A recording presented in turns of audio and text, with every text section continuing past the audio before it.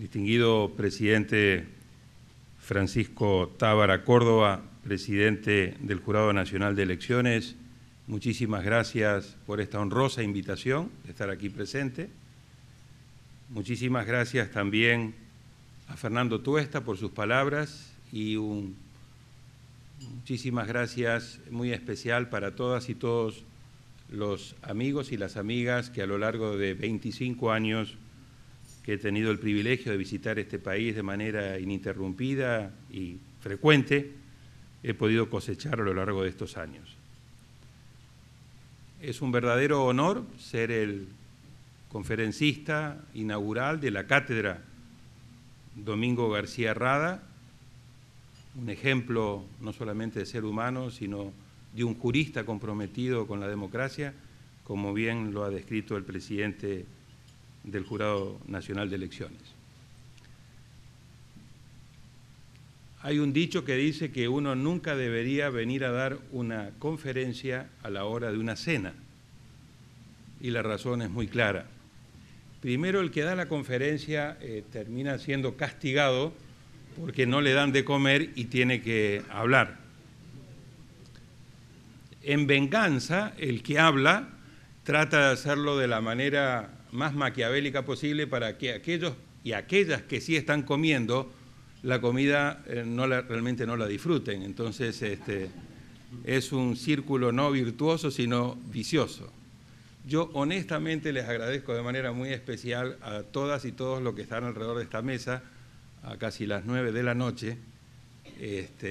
Como decía un amigo mío, uno nunca sabe cuando hacen un almuerzo y te invitan a hablar, o cuando hacen una cena te invitan a hablar, si en verdad han ido para escucharte o han ido porque se come muy bien en el lugar donde lo han invitado.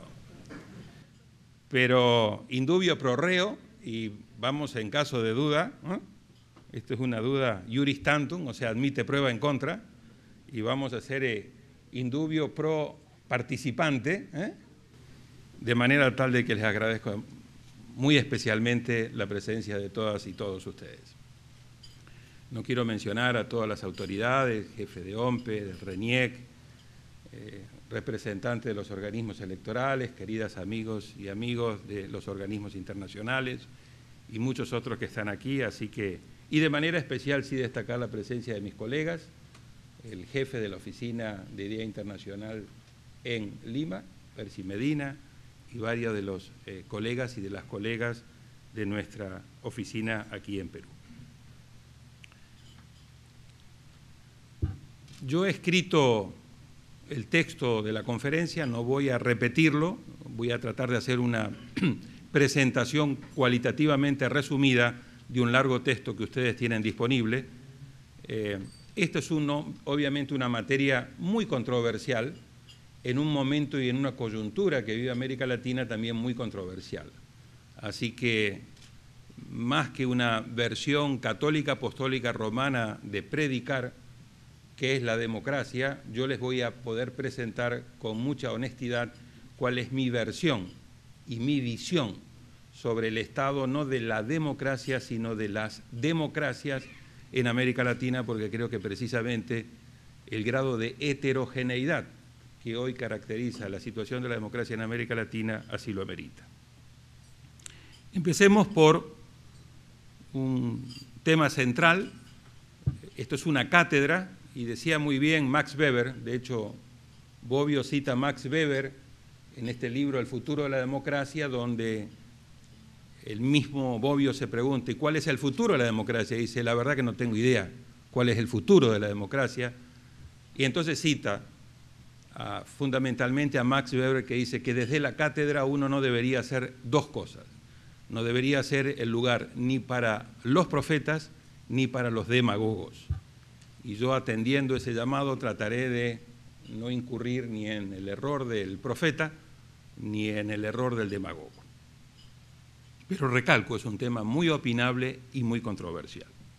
Y por lo tanto, lo que les quiero presentar, decía, es mi visión sobre la situación de la democracia en la región, en América Latina, como la he visto a lo largo de estos 30 años largos que llevo trabajando, como bien señalaba Fernando al leer mi currículum, primero desde el Instituto Interamericano de Derechos Humanos, luego desde la dirección de CAPEL y en los últimos 18 años a cargo de la Dirección Regional para América Latina y el Caribe de IDEA Internacional.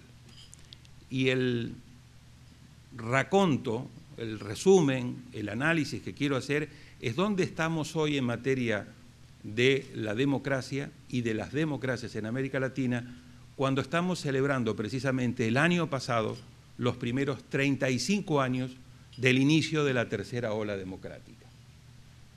Esta ola democrática, tercera ola democrática, que como bien señalaba el profesor Samuel Huntington, con quien tuve el privilegio de estudiar e investigar con él en Harvard, arranca en nuestra región a partir de las elecciones de República Dominicana y de Ecuador del año 1978, y luego por etapas sucesivas se expande en región andina. Perú juega ahí un papel muy importante con su constitución del 79 y con sus elecciones generales de 1980. Luego viaja a Centroamérica, las elecciones de Honduras, las elecciones de El Salvador, las elecciones de Guatemala y así sucesivamente, las elecciones de Nicaragua de aquel año del 84 también. Regresa al cono sur, Uruguay, Brasil, Argentina, y finalmente en el año 1989 con las transiciones en Paraguay y en Chile y luego las elecciones de Nicaragua de 1990 entre Violeta Barrios de Chamorro y Daniel Ortega, con el cual se completa el tránsito de América Latina en el marco de la tercera ola. Cuba obviamente es la única excepción dentro de esta tendencia regional.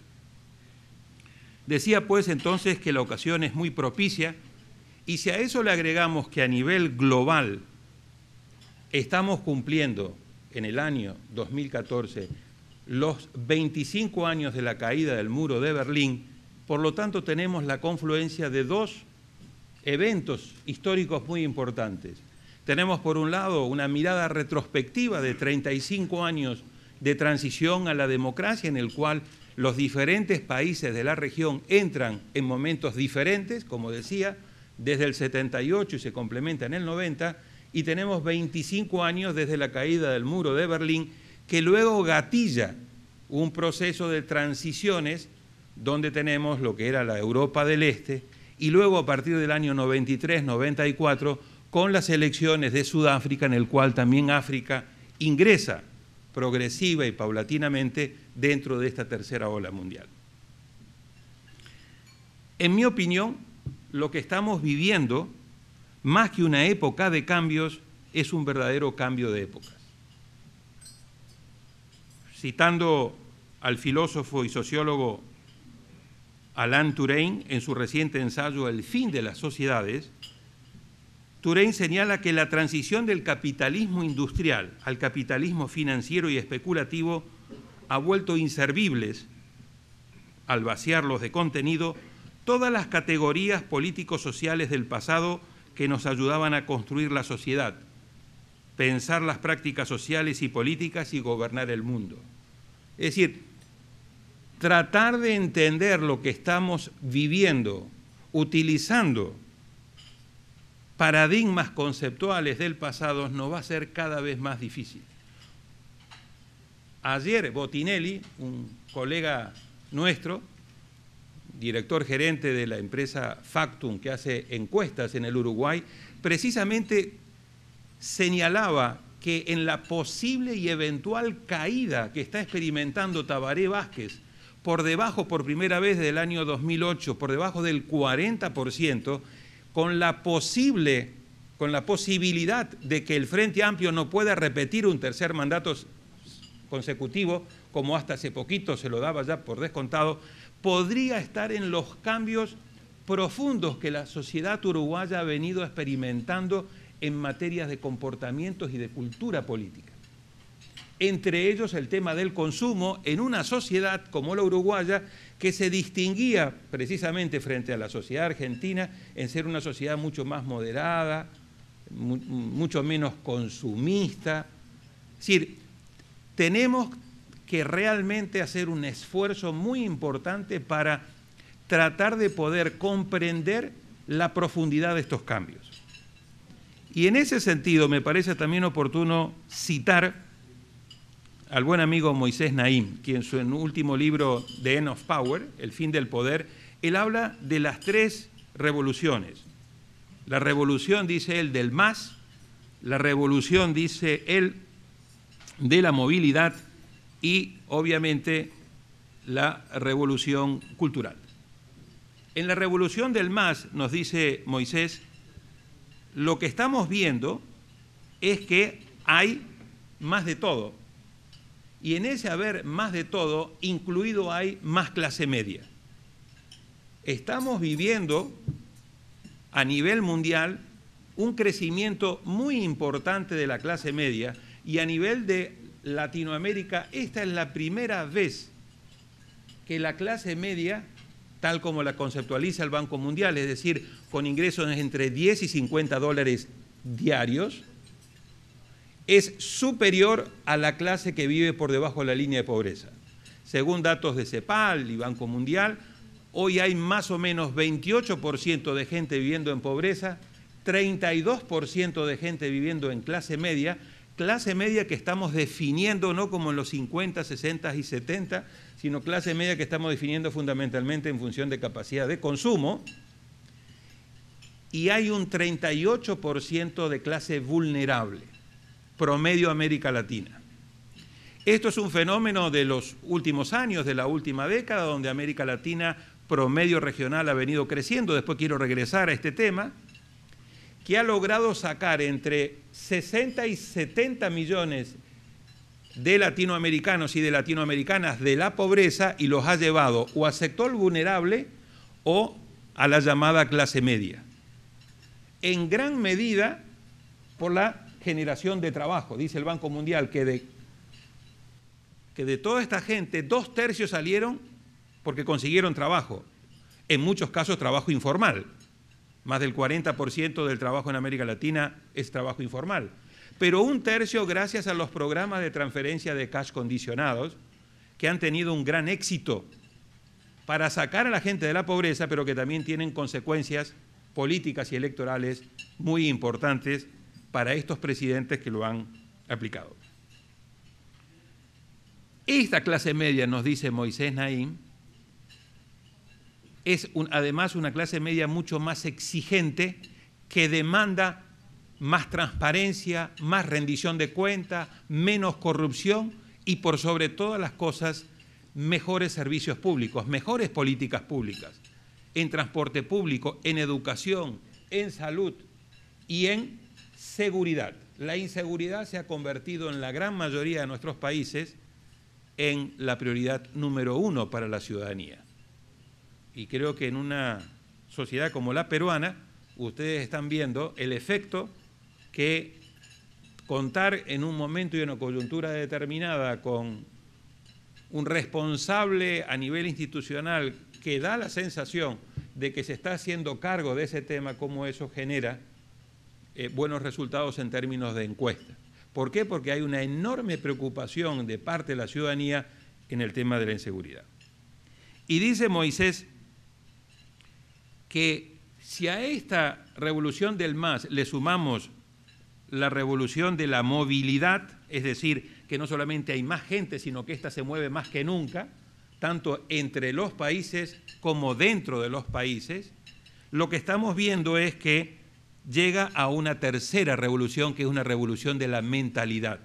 Es decir, tenemos una población que consume y se mueve sin cesar, que tiene acceso a más recursos, que tiene acceso a más información, el impacto de las redes sociales, del Internet, del Facebook, del Twitter, y todo ello ha experimentado también una inmensa transformación cognitiva y emocional que se termina reflejando en la encuesta mundial de valores, donde estamos viendo que crece la insatisfacción contra el autoritarismo, contra los sistemas políticos, con las instituciones de gobierno, y obviamente todo esto está haciendo que la gobernabilidad se vuelva cada vez más compleja.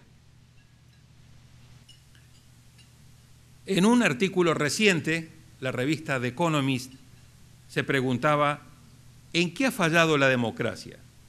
Y decía que si bien hoy hay más gente que nunca viviendo en países que celebran regularmente elecciones libres y justas, la democracia está pasando por momentos difíciles. No solamente en los tradicionales países del sur, o como se los llamaba antes, subdesarrollados y que ahora se los llama emergentes, sino que la democracia está pasando por momentos difíciles en los que conocíamos hasta hace poco como países desarrollados. Y si no, miren lo que está pasando en Europa, y si no, miren lo que está pasando en el bloqueo en Estados Unidos, en el bloqueo del sistema político. Es decir, como en la historia de dos ciudades, es quizás el mejor momento de la democracia, pero también es un momento muy complejo, muy difícil el que está atravesando la democracia.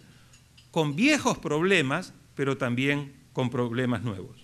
Y señalaba el The Economist en este artículo que en el año 2003, el año pasado, fue el 8º año consecutivo en que la libertad mundial disminuyó, según los datos de Freedom House, habiendo alcanzado el punto máximo de avance a principios de este siglo.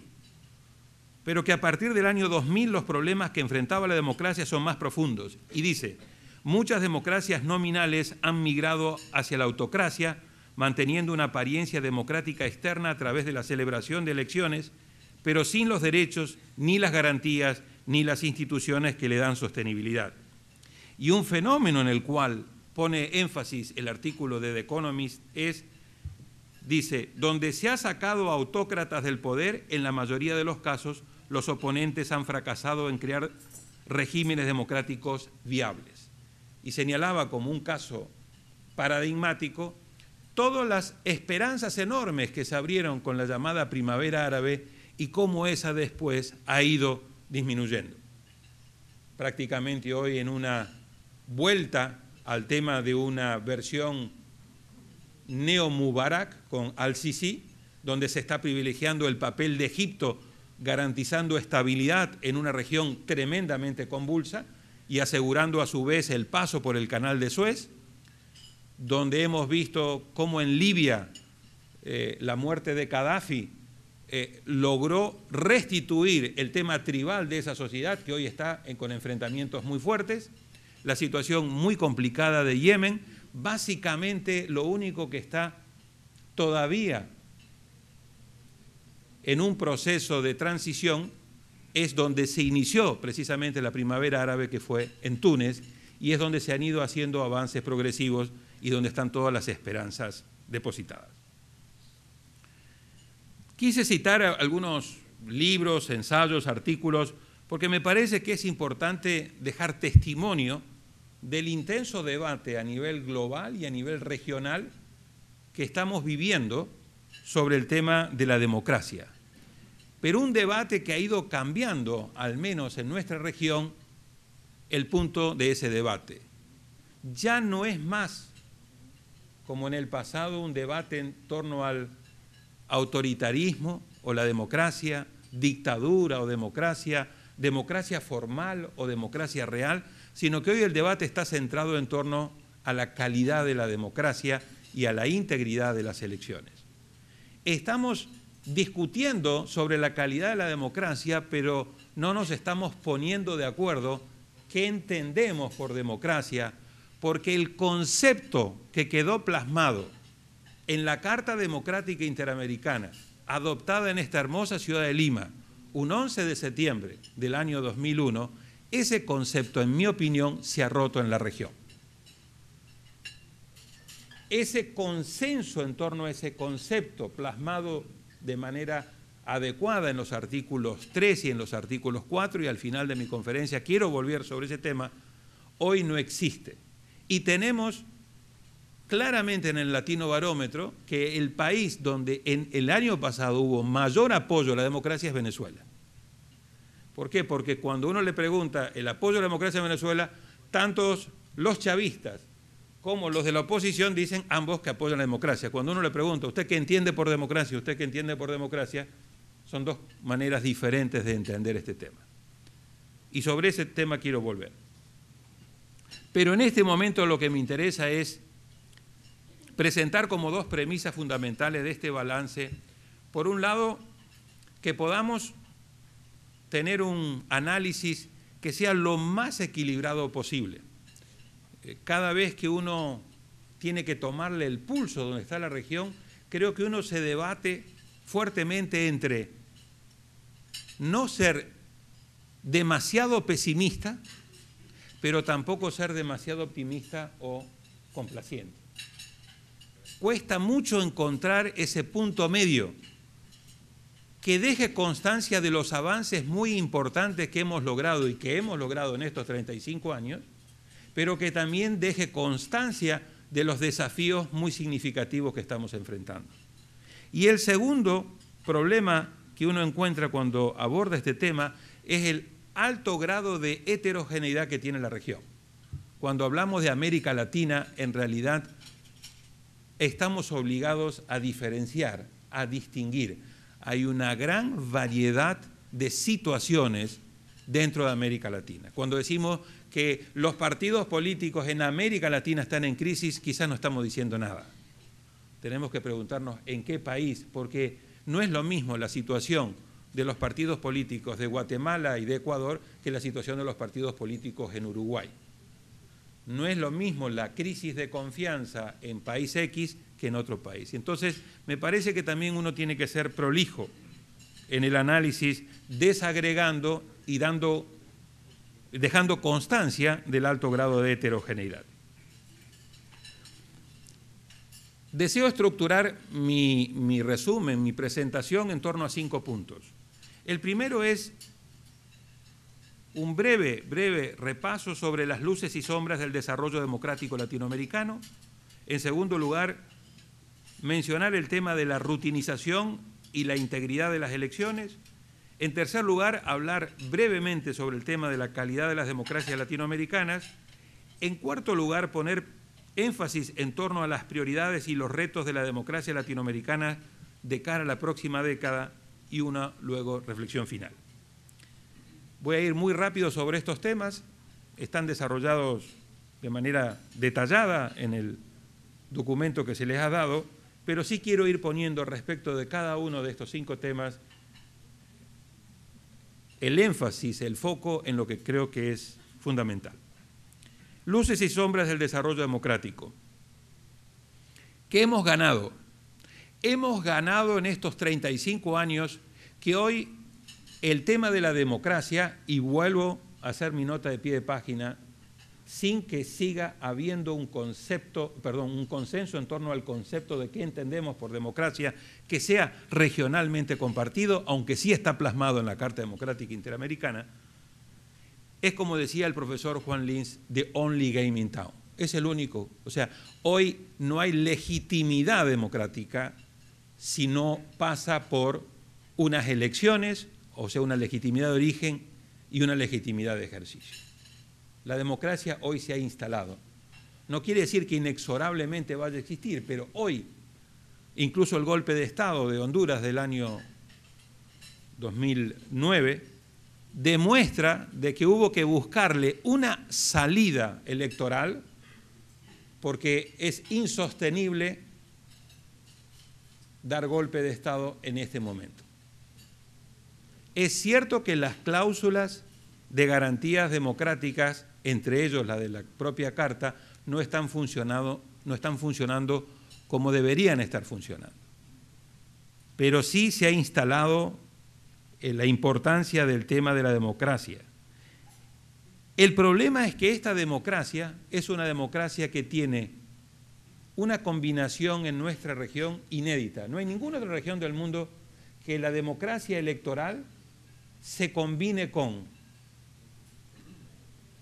casi 1 de cada 3 latinoamericanos viviendo en pobreza, o sea, con un 28% de pobreza. No es la pobreza más alta del mundo, pero es un porcentaje significativamente alto. Con la peor tasa de desigualdad, con elevados niveles de corrupción y a su vez con el elemento de que somos la región no solamente más desigual del mundo, sino, de acuerdo al reciente informe del PNUD sobre seguridad, la región con los niveles más altos de inseguridad, sobre todo en algunos países y de manera especial los países del Triángulo Norte, es decir, Honduras a la cabeza, Guatemala y El Salvador. Esta combinación inédita claramente no compromete la viabilidad y la sostenibilidad de la democracia por el momento, pero sí afecta su calidad. Hay que funcionar en términos democráticos con altos niveles de informalidad, con altos niveles de pobreza, con la tasa más alta de desigualdad, con altos niveles de inseguridad, que terminan repercutiendo negativamente en la clave sobre la calidad de la democracia. ¿Qué queremos decir? Queremos decir que en estos 35 años América Latina ha construido con sus luces y sus sombras una democracia de mínimos que ha durado 3 décadas y media por primera vez en su historia y que ahora el reto consiste en construir una democracia de calidad, incluyente, gobernable y sostenible en el tiempo. En estos 35 años, 16 presidentes tuvieron que abandonar sus puestos antes de tiempo, en diferentes tipos de crisis. Digo 16, algunos dicen un poquito más porque depende cómo se cuenta. Si ustedes cuentan los 5 presidentes que tuvimos en 2 días en Argentina, entonces son más de 15. Pero si los analizamos como un paquete, y básicamente se concentraron esos presidentes que han visto interrumpido su periodo fundamentalmente Ecuador, que tenía hasta la llegada del presidente Correa un alto grado de mortalidad de presidentes, fundamentalmente Argentina también, ni Alfonsín llegó, digamos, todos los que no fueron peronistas, no, del 83 a la fecha, nadie pudo terminar el periodo, no lo pudo terminar Alfonsín, se tuvo que ir 8 meses antes, y claramente no lo pudo terminar de la Rúa, se tuvo que ir 2 años antes. En Centroamérica, en cambio, tuvimos básicamente menos inestabilidad desde este punto de vista. El golpe de Estado al presidente Zelaya y el autogolpe que se dio Jorge Serrano Elías, que le fue mal y que eso precipitó su salida anticipada del gobierno. El otro fin adelantado, no por una crisis militar, fue la crisis electoral desatada en 1994 por el fraude perpetrado por el presidente Balaguer, que llevó a una crisis política, que gatilló la intervención de la OEA, que llevó a una negociación política en el cual Balaguer se le acortó su mandato. En lugar de 4 años, se lo dejó 2 años, se prohibió la reelección consecutiva en aquel momento, y también tenemos ahí una salida anticipada, y obviamente aquí en el caso ustedes de Perú, con lo que fue la crisis del gobierno del presidente Fujimori. Es decir, cuando nosotros analizamos y vemos lo que se escribía a inicios de los 80, fines de los 80, principios de los 90, sobre la sostenibilidad del proceso democrático, básicamente gran parte de lo que se escribía era bastante pesimista sobre cuál iba a ser el grado de viabilidad de esta democracia. Y se veía que más tarde o más temprano muchos de estos regímenes políticos iban a terminar muriendo por infarto, es decir, por un nuevo golpe de Estado. No ha ocurrido. Hemos tenido mucha más estabilidad de la que nosotros pensamos originariamente que íbamos a tener. Y eso que la transición a la democracia arranca, ahora no tenemos tiempo, pero yo tengo un buen gráfico en el cual la transición a la democracia arranca en el peor momento económico de América Latina, en la década perdida, en los 80. Avanzamos en los 90, donde la primera mitad de los 90 es una década, media década ganada en términos económicos. Esos son los años donde América Latina como región comienza a crecer, viene todo el tema del consenso de Washington, viene todo el tema de los planes de privatización, y nos pega 96-97 la crisis asiática, y ahí tenemos otra media década perdida, 97 al 2002. Y cuando estábamos llorando sobre esa media década perdida es cuando América Latina comienza a crecer precisamente por el impacto de China y la gran demanda de commodities y el alza de los precios de commodities y nos lleva del 2002 hasta el 2009 con la nueva crisis financiera, de la cual el grueso de la región, sobre todo América del Sur, sale bastante bien librado, y ahí es cuando, y ese para mí es un tema central de la reflexión de esta noche, desde muchos organismos internacionales se habla de que ahora viene la década de América Latina y que a partir del 2010, porque en ese 2010 América Latina rebota muy bien, de un -2 en el 2009 a un 5.6 de crecimiento económico, y se dice América Latina va a crecer los próximos 10 años a una tasa promedio entre el 5 y el 6%. Y esa va a ser la década de América Latina. Googleenlo, década de América Latina, y van a ver que desde Fitch, pasando por las calificadoras de riesgo, pasando por varios organismos internacionales multilaterales, se arrojaron campanas al viento diciendo no nos hizo nada la crisis, las políticas anticíclicas resultaron, estamos bien blindados, los precios de los commodities los vamos a tener para los próximos 20 años, no hay nadie que detiene este crecimiento. Y sobre eso creo que tenemos que conversar más adelante. Segundo punto, rutinización y la integridad de las elecciones. América Latina ha tenido 133 elecciones presidenciales, 173 si le agregamos la segunda vuelta, porque en 40 de estas 133 hubo segundas vueltas. Más de 150 elecciones congresuales y casi 50, dependiendo cómo uno los cuenta, cómo uno los contabiliza, mecanismos de democracia directa, referéndum, plebiscitos, etc. El grueso de estas elecciones, de acuerdo a la mayoría de los organismos electorales, se ha desarrollado con bastante normalidad, y así lo señala el IDE, el Índice de Desarrollo Electoral. En el documento que le he dado se muestra cómo ha ido aumentando. Lo que pasa es que ese IDE, ese Índice de Desarrollo Electoral elaborado por el PNUD y por la OEA, midió variables clásicas de las elecciones, pero que no toman en cuenta los otros temas que quedan de lado y que hoy están en discusión y están en el centro de la mesa.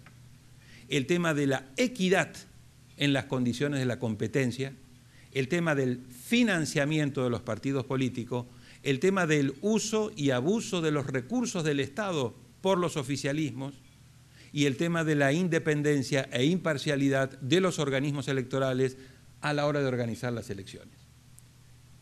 Pero en general, la gran mayoría de esas elecciones que se han celebrado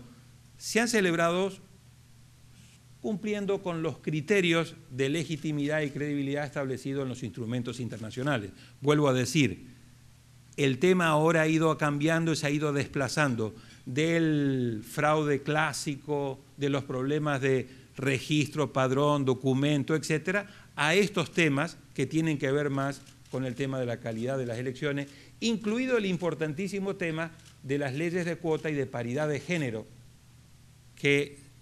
tema en el cual se han hecho ciertos avances, pero que todavía queda un largo camino por recorrer. América Latina solamente ha tenido 3 crisis electorales que han ocasionado 3 crisis políticas que han acabado con el régimen de turno. La de 1989, de todas estas elecciones, la de 1989 en Panamá, que motivó la invasión norteamericana y que acabó con el régimen de Noriega. La de 1994, que les señalaba, en República Dominicana, con el fraude de Balaguer, que generó una crisis política que determinó una negociación que acortó su mandato a 2 años. Y la tercera, la de Perú del 2000. Esas fueron las 3 crisis electorales que gatillaron crisis política, que ocasionaron el fin del régimen y que hasta ahora, no digo para siempre, pero hasta ahora, ninguno de esos 3 regímenes pudieron volver al gobierno. Cuando digo al gobierno, es decir, volver a la presidencia de la República. Es decir, que si lo ponemos en contexto de más de 130 elecciones con 3 grandes crisis, también vemos que en este terreno son muy importantes los avances que hemos hecho, pero también hay una nueva agenda de temas que hay que analizar. Y en el centro de esa agenda, como diré más adelante, desde IDEA nosotros venimos proponiendo a través de un informe que hicimos con la Comisión Global, es decir, la Fundación Kofi Annan e Idea Internacional, el tema de la integridad de las elecciones. Esa es la nueva agenda que nosotros estamos impulsando de cara a los próximos años. Tercer tema, el tema de la calidad de las democracias latinoamericanas. Aquí quiero ir muy rápido. Como les decía, la discusión, el debate ha ido cambiando y hoy está centrado en el tema de la calidad de las democracias. Hay muchas metodologías, muchos enfoques diferentes, muchos criterios para evaluar y medir, y dependiendo del criterio que uno utilice, uno va a tener una respuesta u otra. Los clásicos, los más tradicionales, los que ponen, digamos, énfasis en lo que podríamos llamar la democracia liberal, Freedom House, la medición de la Konrad Adenauer con Polylat, la medición que hace The Economist con la unidad de inteligencia, que distingue entre 4 tipos de regímenes: democracias plenas, democracias imperfectas, regímenes híbridos y autoritarismos. Cuando uno combina estos criterios de medición, que son los más tradicionales, los más clásicos, vemos que hay una gran variedad de situaciones en América Latina. Por eso yo hablo de las democracias y no la democracia. Para Freedom House, de los 18 países de América Latina, 9 claramente son totalmente libres y 9 son parcialmente libres. Y en los parcialmente libres, por lo general, encontramos a los países que ya podemos ir suponiendo. Ahí está Honduras, ahí está Nicaragua, ahí está Venezuela, etc. Si nosotros agarramos todos estos índices y los combinamos, básicamente tenemos una clasificación en 4 grupos en América Latina. Tenemos lo que podríamos llamar el primer grupo, formado por aquellos 3 países que, independientemente de los índices que veamos, siempre dentro de esta familia de índices, van a estar en los primeros lugares. Y esos 3 países sabemos cuáles son. Ahí está Costa Rica, ahí está Uruguay, y ahí está Chile, que entra y sale dependiendo del índice y dependiendo del año. Porque sobre todo Chile tenía hasta hace poco los candados autoritarios que le había dejado la Constitución de 1980, que se ha ido desprendiendo parcialmente, tenía el sistema binominal que está tratando de quitárselo, y una de las 3 grandes prioridades de la presidenta Bachelet en sus 4 años de gobierno pasa precisamente por tener una nueva Constitución. Un segundo grupo, que está integrado por 9 países o 10, dependiendo de donde pongamos a Chile, son los que podríamos llamar con índice de democracia entre alto y medio, pero con diferencias muy importantes entre sí. Ahí tenemos a Brasil, ahí tenemos a Argentina, tenemos a Colombia, tenemos a Perú, tenemos a México, tenemos a El Salvador, tenemos a Panamá, tenemos a República Dominicana y tenemos a Paraguay. Hay mucha diversidad dentro de este grupo. Hay un tercer grupo en el cual podríamos llamar, y perdón que reitere, pero quiero ser muy preciso y claro en esto, de acuerdo a estos índices, o sistemas híbridos, o bien democracias que de acuerdo a estos índices tienen baja calidad. Y aquí tenemos básicamente 3 países de la región andina y 3 países de Centroamérica. Los 3 países de la región andina son Bolivia, Ecuador y Venezuela, y los 3 países de Centroamérica son Honduras, Nicaragua y Guatemala. Y en el último lugar, en el último grupo, tenemos a Cuba, en el cual presenta la situación particular que no califica en términos de ninguno de los 3 categorías anteriores. Si, por el contrario, utilizáramos otros criterios y otros índices, claramente la manera de agrupar a los países podría ser diferente, y por eso yo creo que es muy importante retomar al final de esta exposición cuál es el concepto que nosotros manejamos cuando hablamos de democracia. ¿Qué es democracia y qué creemos que no califica como democracia? Punto 4. ¿Cuáles son las prioridades y los retos de la democracia latinoamericana durante la próxima década? Si tuviéramos que presentar una agenda, no los voy a desarrollar porque están desarrollados en el documento, pero permítanme muy rápidamente mencionarlos y telegráficamente describirlos. Primero y más importante, en mi opinión, la debilidad de los partidos políticos y la crisis de representación.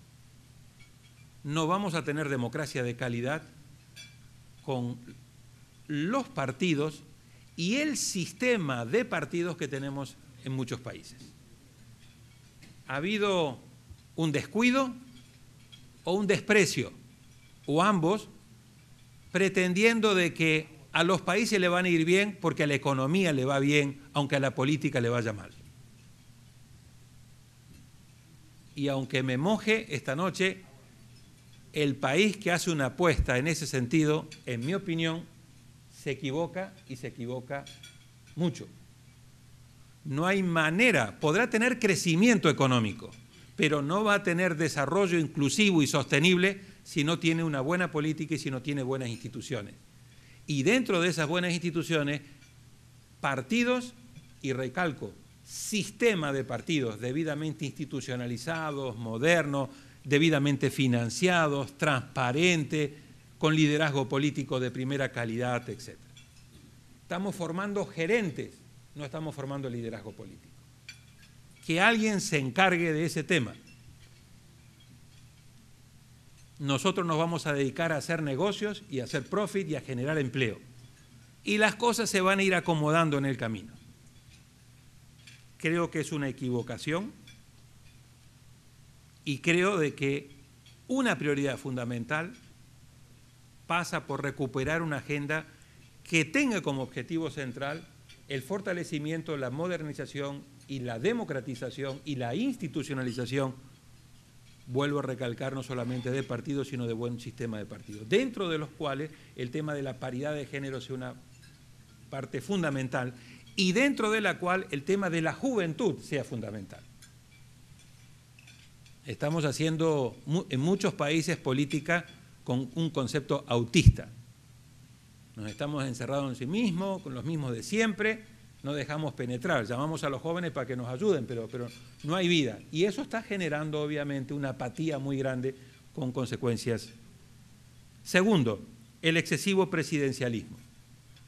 Seguimos teniendo en varios de nuestros países, no en todos, hiperpresidencialismos. Hiperpresidencialismos que, y acá cito el artículo 3 de la Carta Democrática Interamericana, ponen gran énfasis, presidentes que ponen gran énfasis en tener una legitimidad de origen, pero después se olvidan de la legitimidad de ejercicio. Y el artículo 3 de la Carta Democrática Interamericana establece y exige expresamente ambas legitimidades y que ambas estén sometidas al Estado de Derecho. No basta con la legitimidad de origen, no basta con ganar una elección para decir, ¿quién me puede cuestionar a mí si yo he ganado 16 elecciones en este país? ¿Cómo me pueden decir que yo no soy demócrata?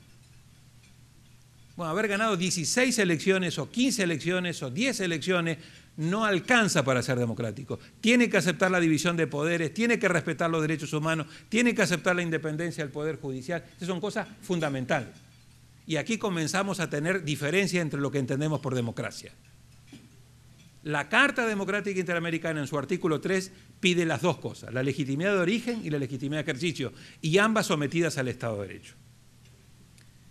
El problema del hiperpresidencialismo es que a su vez está conectado con las últimas reformas que hemos venido haciendo.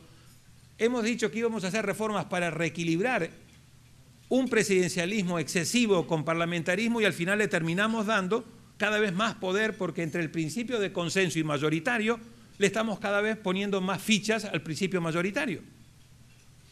El sistema de balotaje muy mal incorporado porque trajimos un balotaje mutilado a América Latina, únicamente para el presidente, es con el tema de decir es que si tiene una legitimidad de origen muy deficiente, vamos a una segunda vuelta para darle una legitimidad artificial, ficticia. Se la estamos creando y a su vez hemos integrado el Parlamento antes, con lo cual ese es un presidente que tiene una gran legitimidad supuestamente de origen forzada, pero que no tiene mayoría en el Congreso. Y entonces después va y comienza a chocar con el Congreso porque le dice, oye, yo tengo una gran legitimidad. Y el Congreso le dice, yo también tengo una gran legitimidad. Problema del presidencialismo, Lins, Valenzuela, la doble legitimidad de origen, corriendo por carriles separados.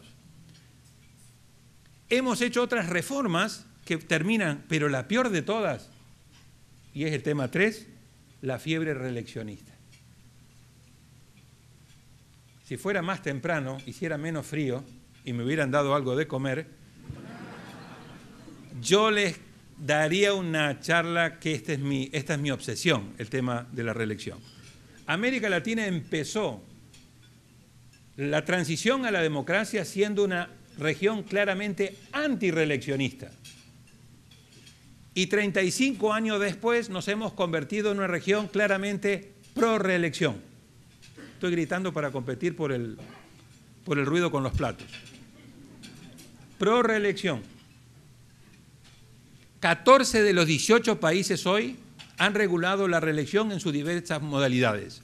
Desde la indefinida, Venezuela, Nicaragua, y Ecuador, que en cualquier momento pasa la reelección indefinida, porque pese a que todos los que estábamos en Ecuador, cuando el presidente Correa se reeligió, nos juró y rejuró en el balcón y después con nosotros, les garantizo que yo después de estos 4 años me voy a Bélgica y yo a esto no, perdió una elección local hace unos meses, en febrero, marzo, y dijo, como la Revolución Ciudadana, esto demuestra que la Revolución Ciudadana no es irreversible, entonces me voy a ver en la obligación de tener que volver a intentar reformar la Constitución y ahora le dijeron, y quizá hagan un referéndum también si quieren hacer un referéndum para ver si la reforma va o no va. Tenemos 5 o 6 países con reelección consecutiva, tenemos otros países con reelección alterna y decía solamente 4 países donde la reelección está prohibida. Pero ¿qué es lo grave de la reelección? Porque en principio la institución no es buena o mala per se, es la desviación y el uso patológico que le hemos dado. Primera patología. Todos los últimos presidentes de América Latina, no los de derecha o los de izquierda, los de derecha, los de izquierda y los del centro, han reformado la Constitución con nombre y apellido para quedarse. Lo hizo Fujimori, lo hizo Menem, lo hizo Fernando Enrique Cardoso, lo hizo Uribe, lo hizo Chávez, lo hizo Correa, lo hizo Hipólito Mejía, todos. Todos los que modificaron la Constitución con nombre y apellido buscaron un segundo mandato y todos lo lograron, salvo uno que reformó la Constitución y no lo logró. Hipólito Mejía en República Dominicana. Pero que le abrió la puerta para que regresara el presidente Leonel Fernández, que había sido presidente en el periodo anterior y que luego gobernó 2 periodos más, modificó la Constitución en el año 2010 y pasó de la reelección consecutiva a la reelección alterna como está ahora. El otro presidente que fue a una reelección, no habiendo él modificado la Constitución en ese momento y que perdió, se llamó Daniel Ortega, perdió con Violeta Barrio Chamorro en 1990. Pero como es muy buen estudiante, el presidente Ortega aprendió la lección, hizo un pacto con Alemán, cuando estaba Arnoldo Alemán de presidente, fueron bajando el threshold de balotage al 35%, él ganó con el 38%, regresó a la presidencia y a partir de ahí logró primero un fallo de la Corte Suprema para poder competir un segundo periodo consecutivo, un tercero en su vida. Y ahora una reforma reciente en febrero de este año en Nicaragua que le permite la reelección consecutiva, indefinida. Este es un tema central. Uribe hubiera hecho lo mismo si la Corte no lo manda para la casa. Entonces, lo único que estamos viendo en América Latina como contratendencia es el anuncio de Santos, primero en campaña, después la noche que ganó la elección y ahora ya como presidente de su segundo periodo, de decir que va a prohibir la reelección, va a buscar prohibir la reelección en Colombia y estaría contemplando un aumento del periodo de 4 a 5 años o a 6 años, pero que a él no le afectaría. La otra modalidad es, si no me puedo quedar yo, que se quede mi mujer. Y no es de lo que ustedes están pensando. Eso yo lo he llamado reelección conyugal y es lo que el presidente Kirchner hizo con la presidenta Kirchner para hacer el enroque y poderse mantener de manera indefinida burlando los límites.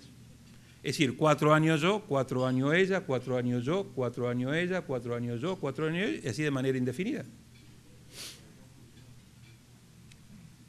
Fíjense en ustedes qué ironía, y digo esto con muchísimo respeto. Las reelecciones indefinidas o bajo este esquema de reelección conyugal no han resultado no por frenos institucionales, salvo en el caso de Colombia, donde la justicia se puso los pantalones y lo mandó para la casa al presidente. Y lo bueno que el presidente obedeció y se fue para la casa. No son frenos institucionales, es la muerte. A Chávez le puso límite a la muerte y al presidente Kirchner le puso freno a la muerte. Si no, tendríamos a Chávez ahí, y si no, seguramente tendríamos al presidente Kirchner o a la presidenta Fernández de Kirchner, porque ahora ella no puede continuar porque ya tuvo 2 periodos seguidos y entonces apostó fuerte en la elección pasada para ver si lograba una mayoría, para ver si podía reformar la Constitución y buscar un 3er periodo, y no lo logró. Lo que estamos viendo es no tanto el fenómeno de la reelección per se, que a mí como institución, en principio, 4 años más 4 me gusta. Es decir, yo quedo en un periodo de 8 años con un referéndum en la mitad a 4 años. Si el presidente lo está haciendo bien, que se quede y si no, que se vaya para la casa y después no vuelve nunca más. Como en Estados Unidos se le pondrá un centro de estudios, algo, pero una vez que uno jugó, ya jugó.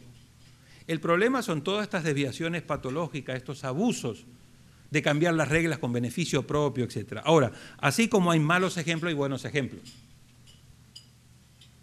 Michelle Bachelet no cambió las reglas de juego y se fue con el 84% de popularidad. Lagos no cambió las reglas de juego y se había ido con 70 y tanto % de popularidad. Tabaré Vázquez no cambió las reglas de juego y se había ido con muy buen nivel de popularidad.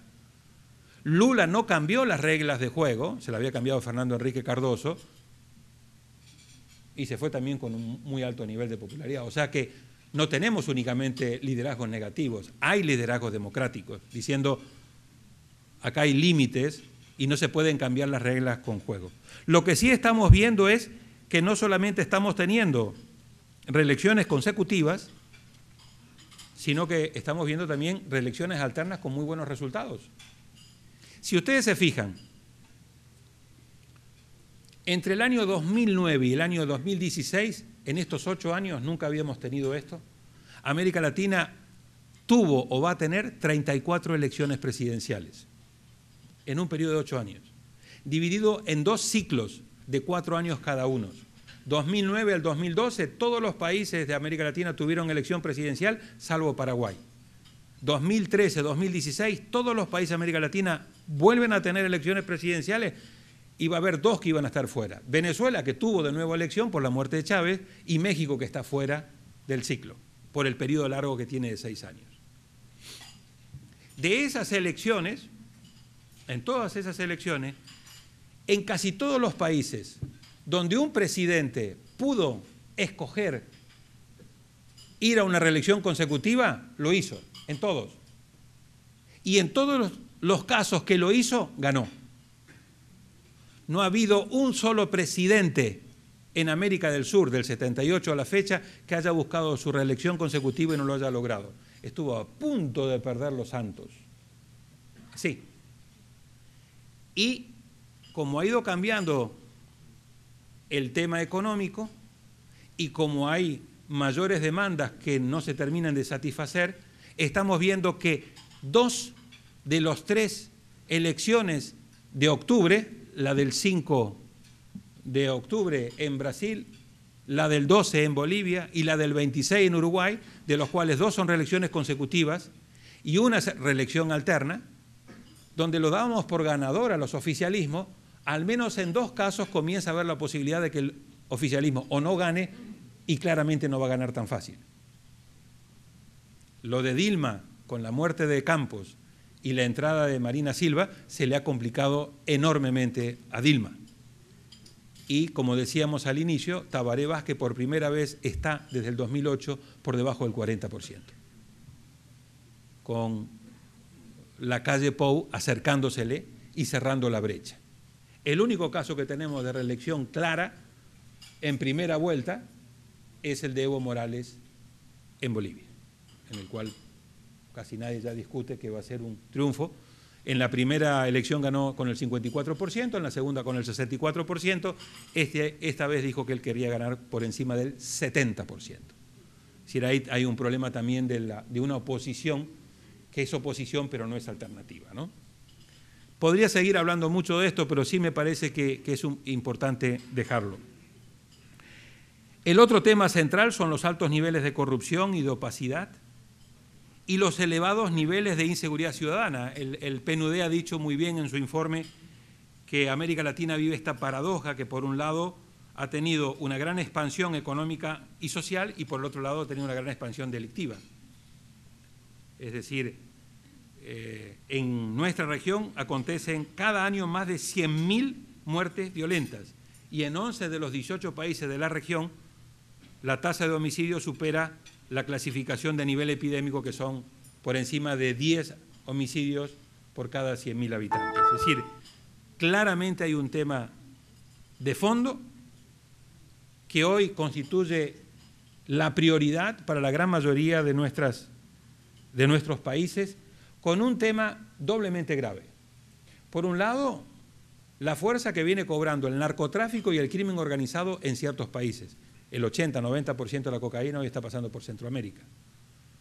Eso está teniendo un efecto devastador. No solamente en términos de inseguridad, y me gustaría conectarlo brevemente con el tema político-electoral, sino con el tema del financiamiento de los partidos políticos. Y no a nivel nacional, que es donde todo el mundo espera que entre el narcotráfico, que de paso entra, sino el narcotráfico y el crimen organizado está penetrando a nivel local. Ahí es donde está teniendo su mayor grado de penetración, sobre todo en países con sistemas electorales con voto preferente.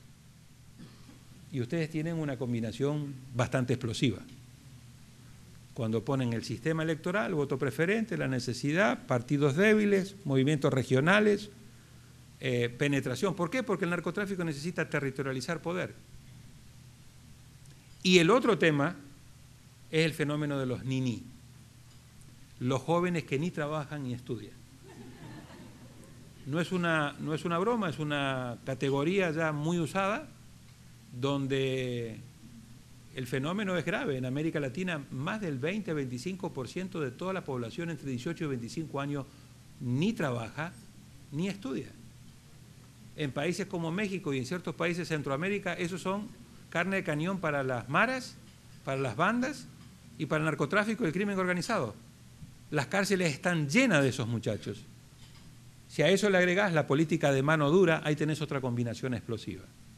Así como la CEPAL habla de los encadenamientos productivos, yo hablo de los encadenamientos de fenómenos viciosos dentro de la sociedad, donde vos tenés narcotráfico, crimen organizado, muchachos que ni trabajan ni estudian, facilidades para formar parte de esos grupos, política criminal de mano dura, que sabemos que no resulta, pero en los primeros meses resulta y vende popularidad. Finalmente yo pongo en orden al país, eso sabemos que no resulta, pero la gente lo compra. Joven que se detiene se manda al sistema carcelario, las cárceles están totalmente hacinadas, sistemas judiciales que no tienen la capacidad, entonces tenés un 50-60% de presos sin condena. Las cárceles, en lugar de redimir al delincuente, lo terminan haciéndole casi que una maestría, sale de ahí y tiene un índice de 75-80% de reincidencia. Y ahí está de nuevo en el círculo. Y el otro tema es el ataque a la independencia de la justicia y a la libertad de expresión. El tema de la independencia, cómo blindar a la justicia, para mí es el tema central de la defensa del Estado de Derecho y de la democracia. Y el tema de la libertad de expresión, obviamente, es otro de los serios problemas que tenemos. Y finalmente, y quiero ponerlo en este lugar porque quiero destacarlo, está los bajos niveles de presencia de la mujer en los partidos y en las instituciones de democracia representativa. Pese a la utilización de leyes de cuotas, leyes de paridad, etcétera, hoy tenemos 3 mujeres presidentas, tenemos un 22 a un 23% de representación de mujeres en las cámaras bajas, donde hay sistema bicameral, donde hay unicameralidad, 23%, y un 24% en el Senado. Con una gran diversidad en los países. El que más tiene es Nicaragua con un 40%, varios países alrededor del 30, 30 y tantos %, entre ellos Costa Rica, Argentina y otros, pero una buena cantidad de países por debajo del 20% y en algunos casos por debajo del 15%. Esto en el año 2014, en una sociedad donde prácticamente somos 50% hombres, 50% mujeres, es un tema que hay que ponerle una solución y hay que dejar de seguir hablando y de seguir haciendo promesas. Hay que poner leyes de cuota, en mi opinión, leyes de paridad, con paridad y alternancia vertical y horizontal. Porque si no lo haces con alternancia vertical y horizontal, no funciona. Costa Rica puso una ley de paridad con alternancia vertical pero no horizontal y terminó teniendo menos presencia cuando tenía la ley de cuota. ¿Por qué? Porque en muchos partidos los cabezas de lista son hombres. Entonces vos tenés a partir de ahí la alternancia vertical, hombre-mujer, hombre-mujer, hombre-mujer.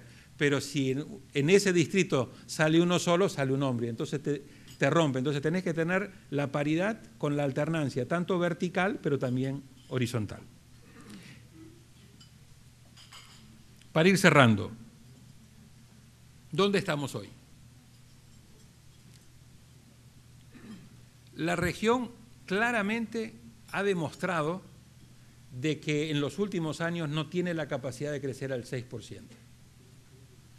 El Fondo Monetario Internacional hace 2 semanas volvió a corregir a la baja su proyección de crecimiento para este año 2014. Empezamos diciendo que este año íbamos a crecer alrededor de un 3.5. En la última ajuste que le hizo el Fondo Monetario en México hace 2 semanas lo bajó del 2.5 al 2% promedio regional. Fundamentalmente porque se pincharon de nuevo los 2 grandes motores.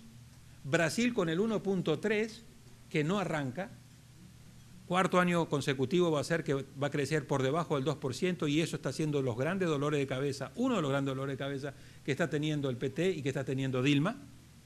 Y México con el 2.3%, por debajo de la expectativa del 3.5-4% que ha prometido el gobierno que, consecuencia de las reformas del Pacto de México, iba a hacer crecer a México.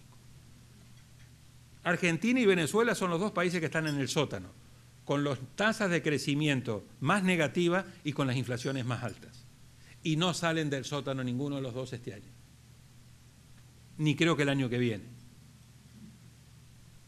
Y varios de los países que iban a crecer entre el 5 y el 6%, yo recuerdo haber estado exactamente hace un año en Perú, en agosto del año pasado, y en agosto del año pasado en Perú se hablaba de que el crecimiento estaba bajando y había un gran debate en torno a cuánto iba a crecer el Perú y finalmente se dijo, no, mira, esto es una leve disminución, pero vamos a recuperar eso, porque claro, está todo muy condicionado en América del Sur al precio de las commodities. O sea, nosotros hemos tenido 2 grandes vientos de cola en América del Sur y aquí hay que diferenciar cuando uno habla de América Latina de América Central y de América del Sur. América Central está metida dentro del combo con Estados Unidos, en términos de remesas, en términos de exportación, en términos de maquila, en lo que ustedes quieran. América del Sur se ha ido diversificando más y está conectado más con China y con India, pero fundamentalmente con China y con todo el tema de commodities. Ese es uno de los motores de viento cola. El otro gran motor de viento cola, ¿cuál era? Las tasas de interés más bajas que hemos podido gozar en los últimos años, tanto en Estados Unidos como en Europa. Los 2 motores, que eran nuestros 2 grandes vientos de cola, comienzan a disminuir. No es que van a caer de manera abrupta, pero comienzan a disminuir. Claramente el precio de las materias primas ha ido disminuyendo y eso está asociado a qué va a pasar con el crecimiento en China. Algunos dicen que habrá un soft landing y que crecerá por los próximos años no al 10 o al 11, sino como dice ahora, 7, 7.5. Otros dicen que va a estar por debajo de esa tasa de crecimiento. La verdad es que nadie sabe qué va a pasar, pero estamos haciendo construcción de escenarios. y tarde o temprano van a tener que volver a aumentar las tasas de interés. Se había dicho que cuando se recuperara la tasa de crecimiento y cuando el desempleo bajara del 6-7% en Estados Unidos. Entonces, la región comenzamos a ver, Perú, corrección a la baja, no va a crecer al 6 y algo, crecerá a 4 y algo. Correa, ayer salió a corregir la proyección de crecimiento de Ecuador y lo bajó al 4%. O sea que en este momento hay solamente 4 países que están por encima del 6%. Panamá, que venía creciendo al 8 o 9%, tasas China, que va a crecer 6 puntos y algo este año. Y después tenemos Bolivia, 5.5%, Colombia, que aparentemente se mantendría en el 5%, y República Dominicana alrededor del 5%. El resto de la región, por debajo, y los dos grandes motores, Brasil y México, muy comprometidos. Si esto es así, y si, como decía al principio, 2/3 partes de la gente que salió de la pobreza lo hizo porque consiguió un empleo y 1/3 parte porque le dieron programas de transferencia de cash condicionado, tenemos que preguntarnos qué consecuencia va a tener esto para la región. No solamente económicamente, sino socialmente. ¿Qué pasa con ese 38% de grupo vulnerable y con ese 32% que llamamos de clase media y con ese 28% de clase pobre?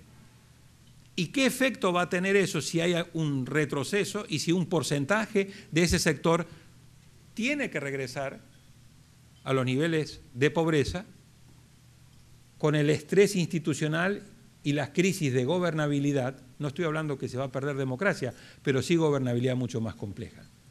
Pero aún si no ocurriese este escenario, lo que estamos viendo, 2 ejemplos, Chile y Brasil.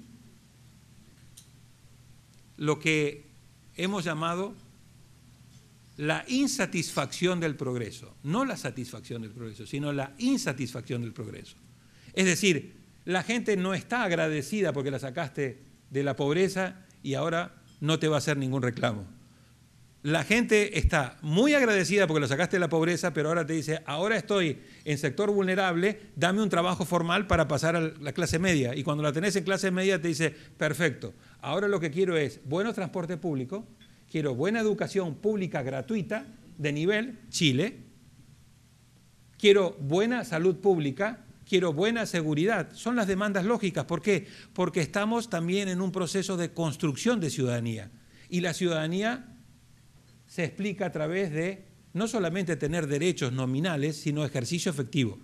Fíjense en ustedes 2 países. En Chile, uno de los 3 grandes temas de Michelle Bachelet es hacer una reforma fiscal, que le está costando mucho más trabajo de lo que se pensó originariamente, para recabar un 3% adicional del Producto Interno Bruto para invertirlo en una educación superior de calidad pública, que es la gran demanda de un sector importante de la sociedad chilena. Y luego una reforma constitucional para garantizar derechos y asegurar esos derechos. En Brasil, los nuevos campos de petróleo ya han tenido que adoptar una decisión del cual el 75% de todas las ganancias va a ir a educación y el 25% va a ir a salud.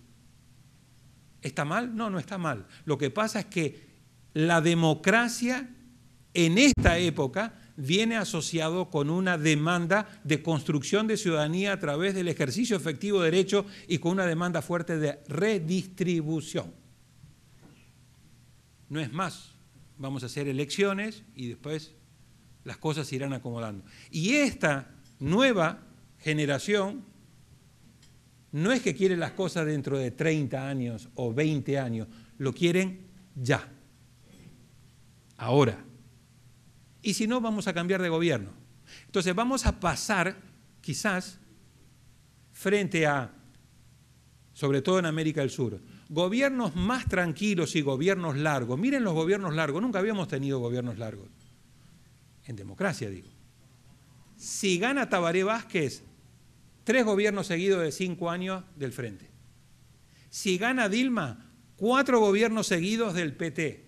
Hasta ahora solamente habíamos tenido un solo país donde había habido 4 gobiernos seguidos de una sola coalición. Chile, con la Concertación. Argentina, 3 gobiernos seguidos del kirchnerismo. Correa, 3 gobiernos seguidos. Aunque ellos cuentan, dicen no, son 2 porque en el medio hubo una nueva constitución, entonces comenzamos a contar de nuevo, pero en realidad son 3. Bolivia exactamente lo mismo. Venezuela. Es decir, tuvimos presidentes con gobiernos largos, con continuidad, anclados en reelecciones, pero también porque hicieron muy bien el tema de la redistribución. Y porque incluyeron, y porque mejoraron poder adquisitivo real y capacidad de consumo. Ahora, el problema está en si vamos a poder mantener esto con una región que ya no va a crecer al 5 o al 6% promedio regional, sino que va a crecer al 3%, con todas las diferencias que encontramos en los países. Frente a estas demandas, porque estoy seguro que la gente que salió de la pobreza no va a regresar a la pobreza sin ir a las calles, sin demandar este efecto calle que hemos venido conociendo. ¿Cómo veo, en mi opinión, el desafío? Creo que tenemos que retomar la discusión en torno al concepto de la democracia. Creo que tenemos que reconstruir ese consenso que quedó plasmado en el artículo 3 de la Carta Democrática Interamericana, en el cual, desde mi punto de vista, es el concepto fundamental que tenemos que defender y promover. Un concepto que está anclado en una legitimidad de origen y una legitimidad de ejercicio, ambas sometidas a un Estado de Derecho, a la división de poderes. En Argentina, la presidenta Fernández de Kirchner, cuando había ganado las elecciones pasadas, con un 54%, un muy buen resultado, dijo, ahora vamos a por todo. E ir a por todo implicaba, ahora vamos por los medios, con una nueva ley de medios de comunicación, y vamos por una reforma del Poder Judicial. Ese intento de quererlo controlar todo, porque si no, no se puede hacer cambios de fondo sostenibles, o si me va mal en una elección, entonces tengo que tener una reelección indefinida, porque si no, la revolución que he iniciado no es corre el riesgo de ser reversible. Y uno dice, ¿y cómo podemos hacer cosas que sean irreversibles en términos de sociedad? O sea, ¿quién puede tener la capacidad o el derecho de arrogarse el tema de la irreversibilidad? ¿Cuál es mi diagnóstico para cerrar? Yo creo que uno hoy, viendo y analizando de manera balanceada las luces y las sombras, estamos, como dijeron Foxley y Cardoso en un libro muy bueno, a medio camino. Creo que hemos hecho un avance importantísimo en estos 35 años, pero creo que cuando uno mira hacia adelante también las tareas, los desafíos y sobre todo los nuevos tipos de autoritarismo que tenemos que enfrentar. El autoritarismo de viejo cuño es fácil enfrentarlo porque es burdo.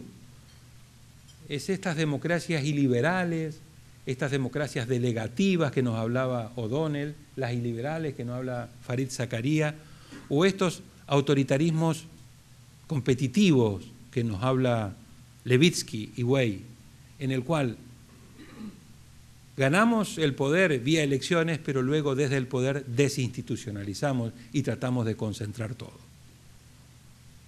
A ese nuevo autoritarismo es al que yo creo que hay que tenerle temor. Y por eso creo que la otra parte importante de la agenda es, por un lado, recuperar el concepto auténtico de democracia y fortalecer el consenso en torno a ese concepto.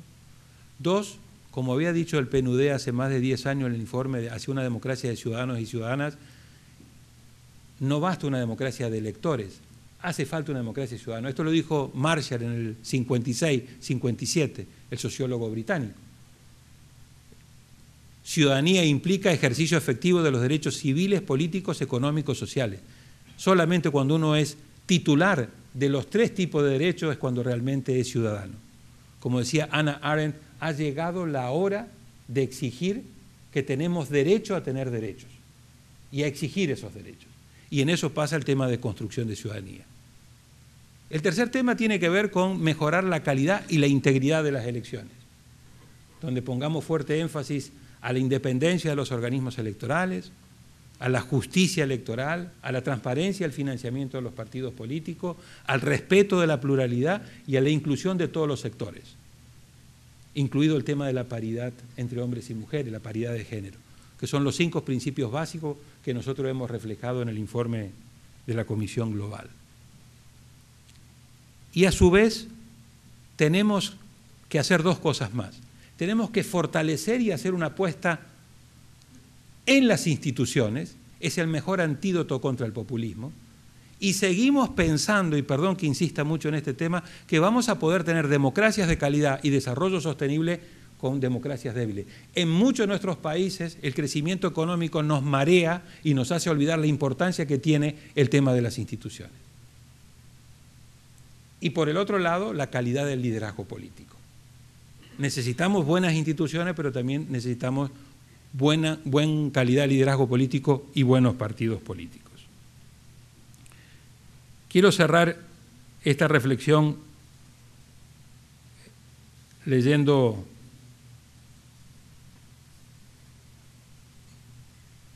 unos pequeños párrafos donde, en mi opinión, la democracia ha demostrado en estos 2500 años su capacidad de resistencia.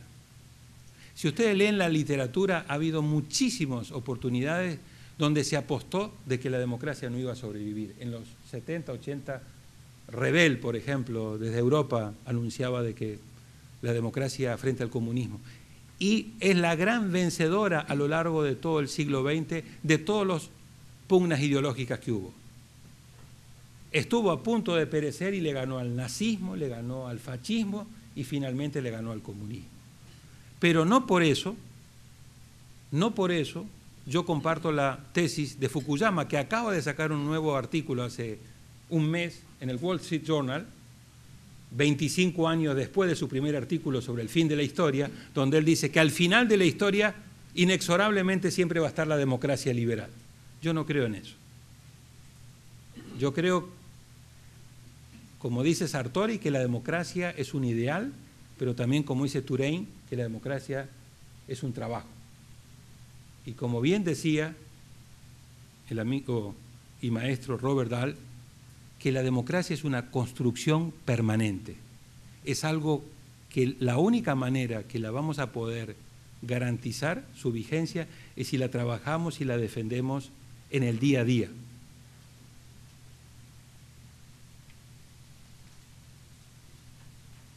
Decía el historiador Enrique Krause el año pasado, y esto es el texto que le quiero leer y con esto termino, que el siglo XIX latinoamericano fue el del caudillismo militarista.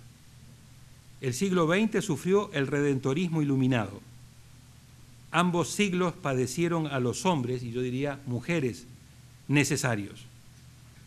Tal vez en el siglo XXI despunte un amanecer distinto, un amanecer plenamente democrático donde no haya hombres necesarios, donde los únicos necesarios seamos los ciudadanos actuando libremente en el marco de las leyes y las instituciones. Este es, queridas amigos y amigos, mi deseo más profundo para nuestra América Latina. Una América Latina donde los únicos necesarios seamos los ciudadanos y las ciudadanas actuando libremente en el marco de las leyes y las instituciones. A esto los invito para que trabajemos conjuntamente para hacerlo realidad. Muchísimas gracias.